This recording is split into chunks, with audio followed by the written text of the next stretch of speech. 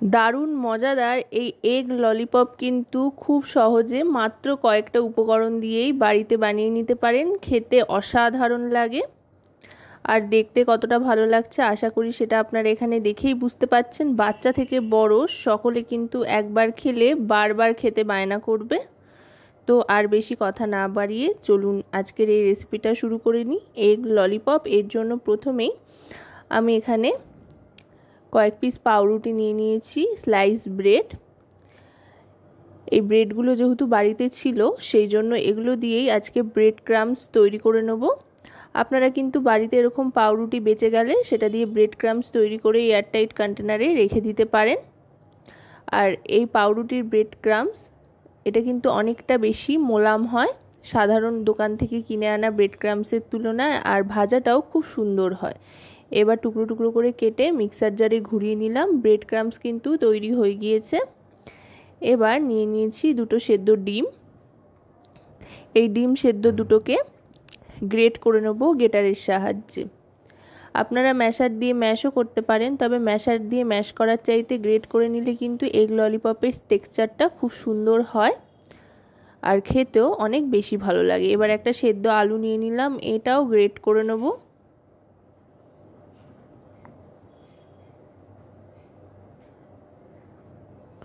এটাকেও ভালো করে গ্রেট করে নিয়ে এবার এর মধ্যে নিয়ে নিচ্ছি পেঁয়াজ কুচি আর লঙ্কা কুচি। আলুটা এখানে বাইন্ডিং এজেন্ট হিসেবে ব্যবহার করলাম। এবার সামান্য একটু ধনেপাতা কুচি দিয়ে দিলাম। এবার এক এক করে সমস্ত মশলাপাতিগুলো দিয়ে দেব। প্রথমেই দিয়ে দিচ্ছি পরিমাণ মতো নুন। এবার দিয়ে দেব সামান্য একটু চিলি ফ্লেক্স। চিলি ফ্লেক্স দিলে খুব সুন্দর একটা ফ্লেভার আসে ঝাল হওয়ার সাথে সাথে। এবার এর মধ্যে দিয়ে দেব এক প্যাকেট ম্যাগি মশলা। এই মশলা যে কোনো ভাজাভুজিতে দিলে বা যে কোনো তরকারিতে দিলে তার স্বাদ কিন্তু অনেক গুণ বেড়ে যায়। তাই ম্যাগি মশলা দিলে যেমন সুন্দর ফ্লেভার আসে তেমনি স্বাদটাও ভালো হয়, তাই এক প্যাকেট দিয়ে দিলাম। এবার দিয়ে দিচ্ছি সাদা তেল। ছোটো চামচের 2 চামচ সাদা তেল দিচ্ছি, এতে করে মাখতেও সুবিধা হবে আর হাতে লেগেও ধরবে না। এবার সবটা ভালো করে মেখে নেব, তবে চটকে মাখবো না, আলতো আলতো করে মেখে নিতে হবে যাতে একেবারে ঘেটে বা চটকে না যায়, সেদিকে লক্ষ্য রেখে প্রথমে সবটা ভালো করে মেখে নিচ্ছি। মেখে নেওয়ার পর ঠিক যখন সবটা মিশে যাবে তখন যে ব্রেড ক্রাম্বসটা তৈরি করেছিলাম পাউরুটি দিয়ে সেটা দিয়ে দিচ্ছি। যেহেতু এটা খুব মোলাম হয় আর ব্রেড ক্রাম্বস কিন্তু বাইন্ডিং হিসেবে দারুণ সুন্দর কাজ করে, তাই 2 টেবিল চামচ পরিমাণে ব্রেড ক্রাম্বসটা দিয়ে দিলাম। দিয়ে আবার আরেকবার ভালো করে মাখিয়ে নিচ্ছি। দেখুন যেহেতু তেলের ব্যবহার করেছি তাই কিন্তু হাতে লেগে ধরছে না। এবার গোল গোল বলের শেপ দিয়ে নিচ্ছি। এটা বানানো খুবই সহজ, যে কেউ বানাতে পারবে।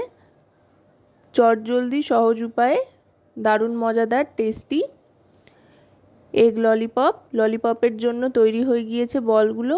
এবার বলগুলো তৈরি করে রেখে কর্নফ্লাওয়ারের একটা ঘোল তৈরি করে নিতে হবে। কর্নফ্লাওয়ারের ঘোলটা তৈরির জন্য প্রথমেই কর্নফ্লাওয়ার নিয়ে নিচ্ছি 2 থেকে 3 চামচ পরিমাণে। আমি ইচ্ছে করেই ছোটো বাটি নিয়েছি যেহেতু বলগুলো খুব একটা বড় নয়, ছোট ছোট, সেই জন্য। এবার সিজনিংয়ের জন্য এখানে দিয়ে দিলাম চাট মশলা 1/2 টিস্পুন পরিমাণে। তারপর নিয়ে নিচ্ছি পরিমাণ মতো নুন।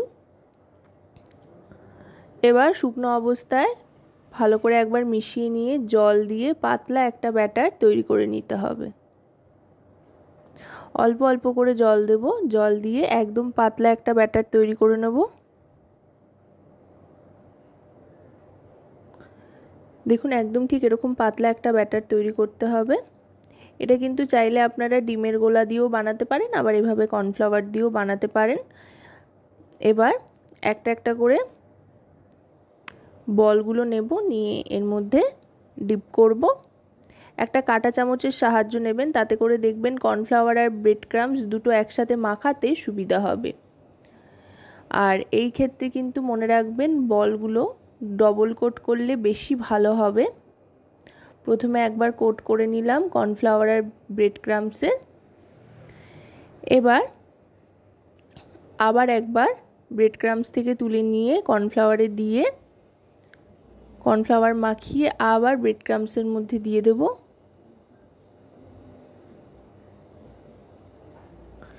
দিয়ে আবার এটাকে ভালো করে কোট করে নেব। এইভাবে ডবল কোট করে নিলে বেশ শক্তপোক্তও হয় আর ভাজতেও সুবিধা হয়, ভাজবার পর দেখতেও সুন্দর লাগে। দেখুন এখন কিন্তু একদম কাঁচা গোল্লার মতো দেখতে লাগছে। প্রত্যেকটা তৈরি করে নিয়েছি। এবার সাদা তেল কড়াইতে গরম করে এগুলো একটা একটা করে ছেড়ে দিতে হবে। তেলটা ভালো করে গরম করে নিয়ে তারপরেই কিন্তু ভাজার জন্য ছাড়বেন। আর তারপর লালচে রং আসা পর্যন্ত ভালো করে এগুলোকে ভেজে নিতে হবে। আমি একসাথে 3টে থেকে 5টা মতো দিয়ে দিচ্ছি। এই আরও আরেকটা দিয়ে দিলাম, 6টা দিয়ে দিলাম মোট। দিয়ে এবার আস্তে আস্তে ভাজতে হবে। প্রথমে দিয়েই কিন্তু নাড়াচাড়া করবেন না, একটু অপেক্ষা করবেন। একটা দিক একটু শক্ত হয়ে আসলে তারপরে আস্তে আস্তে নাড়াচাড়া করে সব দিকটা লালচে করে ভেজে নিতে হবে। আশা করব রেসিপিটি আপনাদের ভালো লাগবে। ভালো লাগলে অবশ্যই রান্নাবাটি চ্যানেলটিকে সাবস্ক্রাইব করে লাইক শেয়ার কমেন্টের মাধ্যমে আমাদের পাশে থাকবেন আর পাশে থাকা বেল আইকনটি অন করে দেবেন সবার আগে সমস্ত রকম নতুন রান্নার নোটিফিকেশান পাওয়ার জন্য।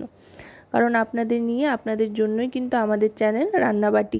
প্রত্যেকটা এগ ললিপপ বা বলগুলো ভাজা হয়ে গিয়েছে। এবার ললিপপ বানানোর জন্য একটা করে কাঠি গুজে দিতে হবে, যেটা কিন্তু প্রত্যেকেই আমরা কম বেশি বেশ ভালোই পারি। এটা আলাদা করে দেখাবার বা শেখাবার কিছু নেই, তাও দেখতে সুন্দর লাগার জন্য আর কি একটা একটা করে কাঠি এরমভাবে গুজে দিচ্ছি। টুথপিক এগুলো সাধারণত প্রত্যেকের বাড়িতেই থাকে। এবার এটাকে সুন্দর করে একটু সাজিয়ে দিচ্ছি প্লেটে রেখে।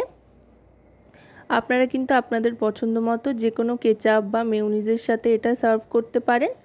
বাড়িতে সব সময় হাতের কাছে যেটা পাওয়া যায় টমেটো কেচাপ, আমি কিন্তু সেটা দিয়েই সার্ভ করে দিয়েছি। দেখুন দেখতে কতটা লোভনীয় হয়েছে, খেতেও কিন্তু অসাধারণ লাগে। তো আজকের এই রেসিপি আপনাদের কেমন লাগলো অবশ্যই কিন্তু জানাবেন।